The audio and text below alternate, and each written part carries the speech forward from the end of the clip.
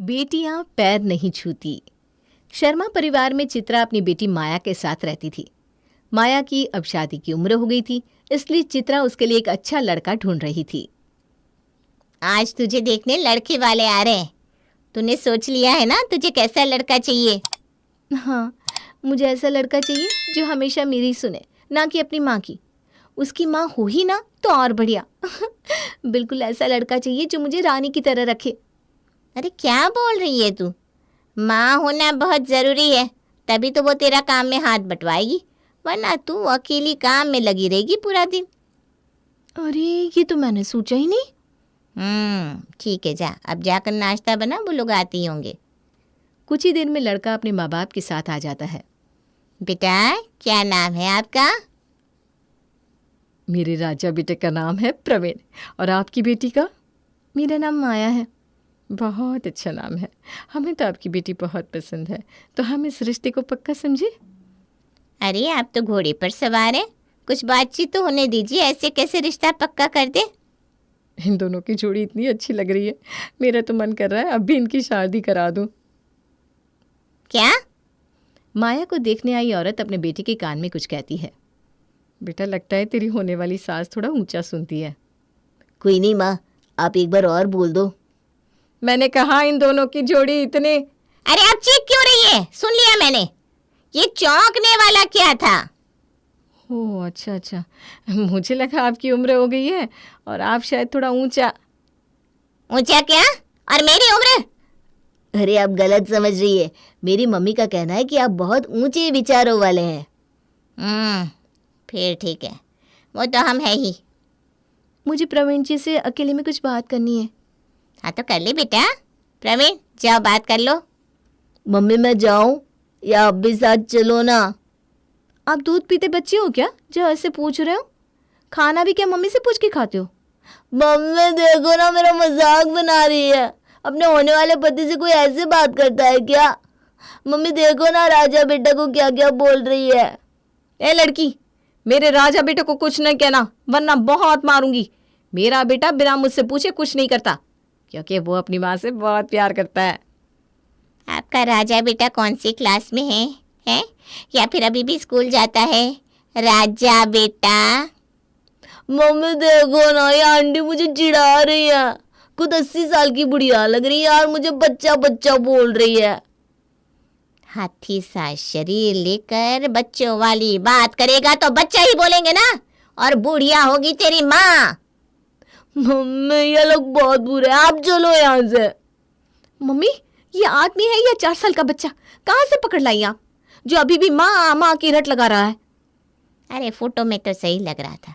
मुझे पता होता कि ये कोई मिल गया का ऋतिक रोशन है तो बिल्कुल ना बुलाती।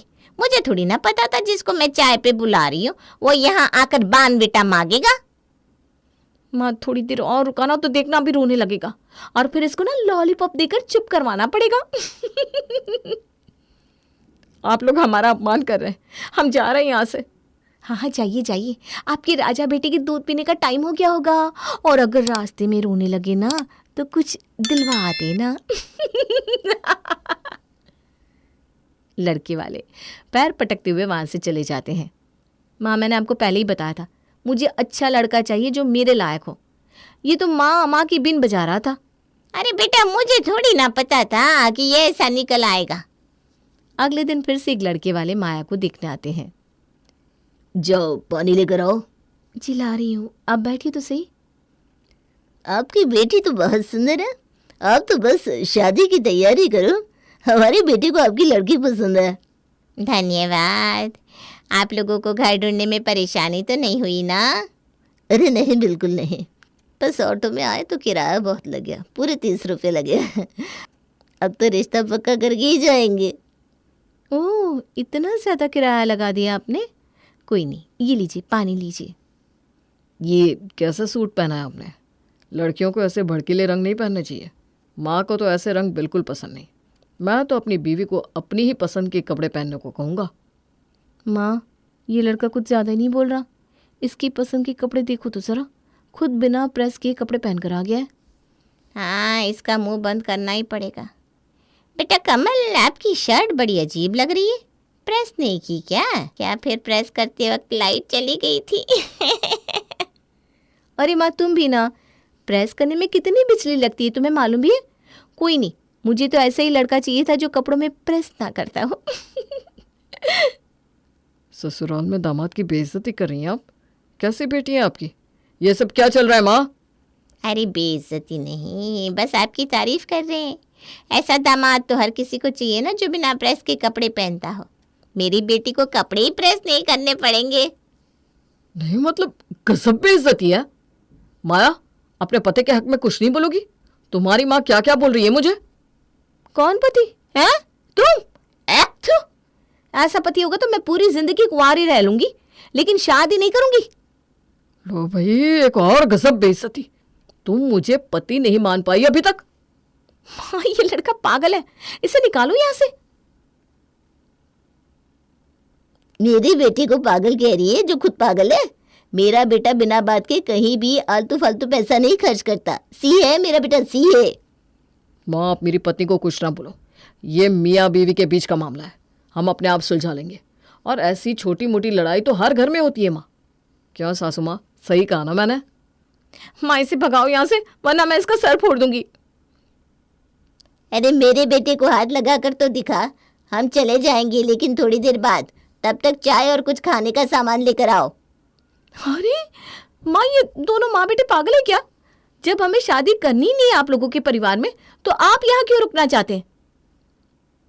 यही तो, तुम लोगों के घर आने के लिए हमने पूरे 30 रुपया खर्च किया है और बात भी नहीं बनी तो कम से कम चाय और समोसे ही वसूल कर लेंगे ना। ऐसे अपना नुकसान थोड़ी ना करा के जाएंगे। क्यों बेटा, सही कहा ना मैंने? देखो मेरी माँ कितनी समझदार है। मैं तो बोल रहा हूँ अगर चाय और समोसे के पैसे बचाने हैं तो कर लो मुझसे शादी।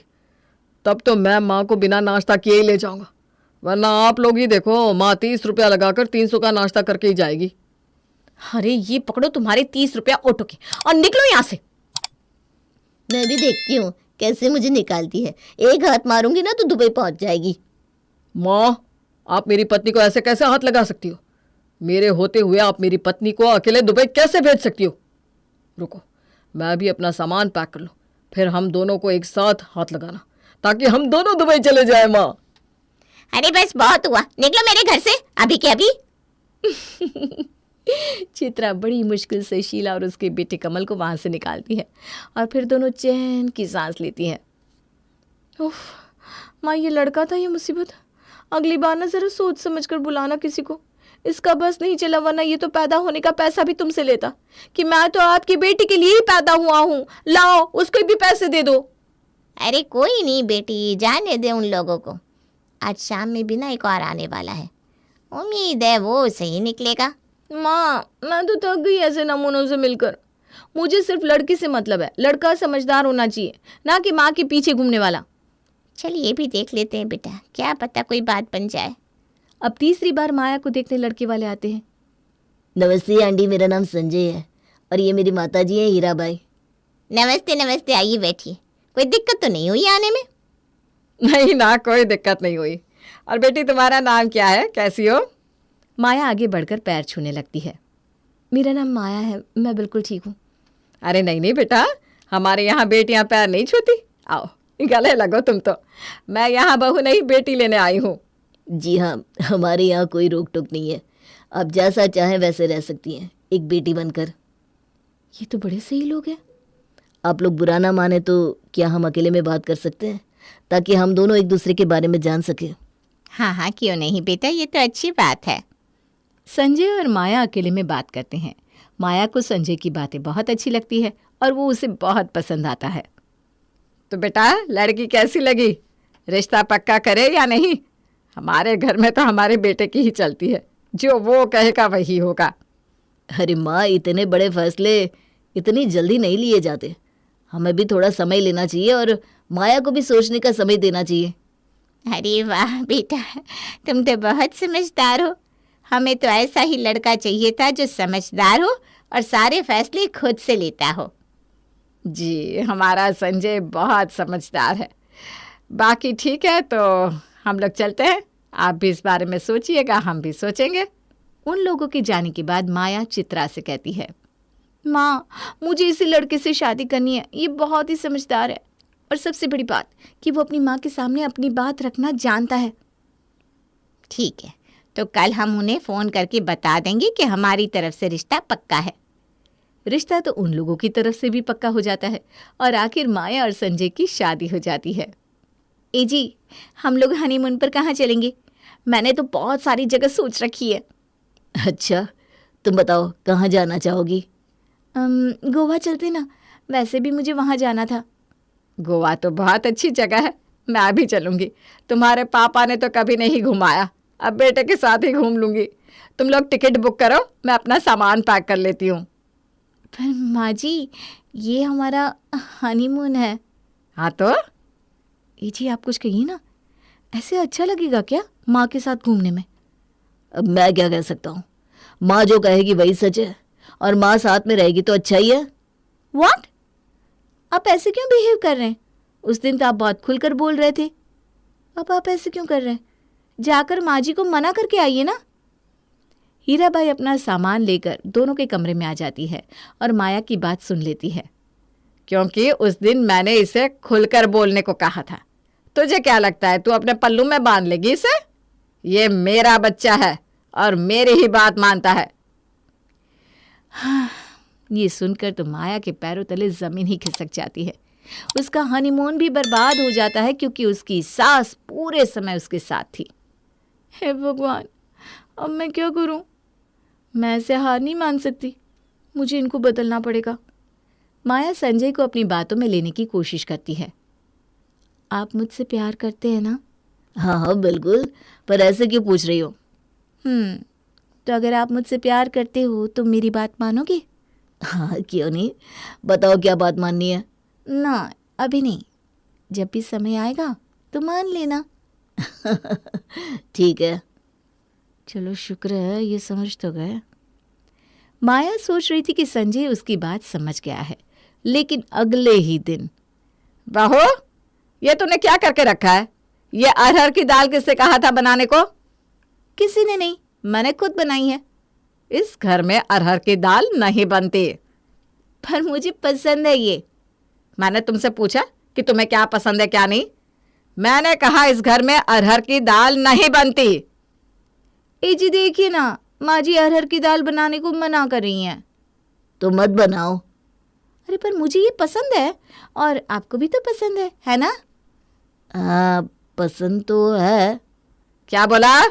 नहीं नहीं, मुझे पसंद नहीं है। हे भगवान, क्या करूं मैं बताती हूँ क्या कर। किचन में जा और जाकर उड़द की दाल बना कर ला। माया ने संजय को जो कुछ भी समझाया था वो कुछ भी काम नहीं आया। ये आदमी तो अपनी माँ के हाथों की कठपुतली है। मैंने इतना समझाया पर इसे कुछ भी समझ में नहीं आया। बस बहुत हो गया, अब मैं अपनी माँ को फ़ोन करके ये सब बताऊंगी। माया अपने घर फ़ोन लगाती है। क्या हो गया बेटा, इतनी उदास क्यों है? माँ, ये लड़का जैसा लग रहा था ना वैसे बिल्कुल भी नहीं है। ये तो अपनी माँ के पल्लू से बंधा रहता है। आप कुछ करो ना। अब मैं तो कुछ नहीं कर सकती बेटा, तेरी शादी हो गई है, अब तुझे वहीं रहना है, जैसे भी रहना हो। ये बोलकर चित्रा फ़ोन काट देती है। माया भी हैरान थी कि उसकी माँ ने भी उसका साथ छोड़ दिया। उसके बाद कई बार फिर से ऐसे ही संजय ने माया की जगह अपनी माँ का साथ दिया, जिससे माया तंग आ गई। हम लोग आइसक्रीम खाने चले? हाँ चलते हैं, माँ से पूछ लूँ। माँ, अरे ओ माँ, हम लोग आइसक्रीम खाने जाए क्या? नहीं, तुझे जुकाम हो जाएगा। ओके माँ, सॉरी माया, फिर कभी चलेंगे। बस बात हुआ, अब मुझे कुछ करना ही पड़ेगा। ऐसे नहीं चल सकता, मैं अपना पूरा जीवन ऐसे नहीं काट सकती। माया संजय को सबक सिखाने की कोशिश में लग जाती है। माया, मैं आ गया, पानी पिला दो। जी अभी लाती हूँ। काफ़ी देर हो जाती है पर माया नहीं आती। तब संजय उसे फिर से बुलाता है। कहाँ हो माया, पानी कहाँ है? अरे पता नहीं माँ जी कहाँ हैं।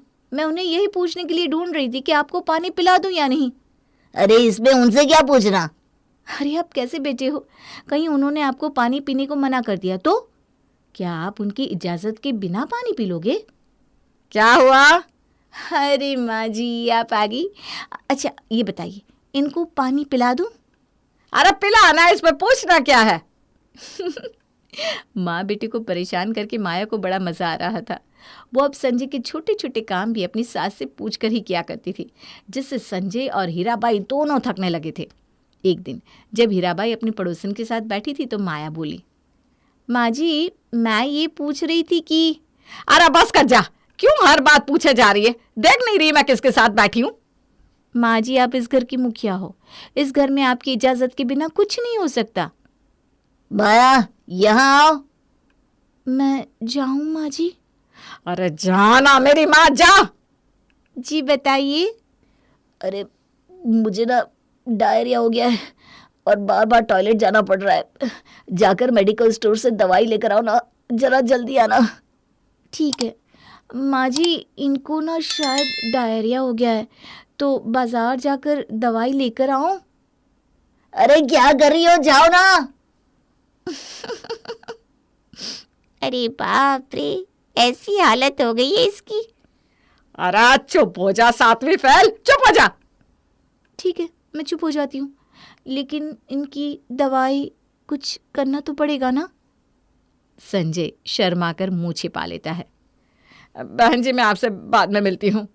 ठीक है, वैसे भी संजय की हालत खराब हो रखी है। पड़ोसन चली जाती है और हीराबाई माया से कहती है, अरे माया अब बस कर, प्लीज रुक जा। पर आपकी इजाज़त के बिना मैं कैसे दवाई लेने? कोई जरूरत नहीं है मुझसे इजाजत लेने की। पर इजाज़त मैं अपने लिए थोड़ी ना ले रही हूँ, आपके बेटे के लिए तो मांग रही हूँ। अरे उससे भी कोई जरूरत नहीं है इजाजत की। क्या सचमुच माँ? अरे हाँ, क्योंकि अगर तू इजाजत मांगेगा तो ये मुझे पागल कर देगी। मैं तो आपका सम्मान कर रही थी बस। अरे नहीं चाहिए ऐसा सम्मान। तो एक काम कर, आज ना अरहर की दाल बना ले। नहीं, आज तो मैं मूंग की दाल बना रही हूँ, क्योंकि मेरे पतिदेव का पेट खराब है ना। हाँ बना लो, मुझे अपना पेट ठीक करना है जल्दी से जल्दी। फिर हम लोग आइसक्रीम खाने चलेंगे। हाँ बिल्कुल बिल्कुल। तो मैं भी चलूं क्या? आप घर पर बैठिए ना, आपके लिए लेकर आएंगे। आखिर माया ने अपने पति और सास को सुधार दिया और उस दिन से वो खुशी खुशी रहने लगी।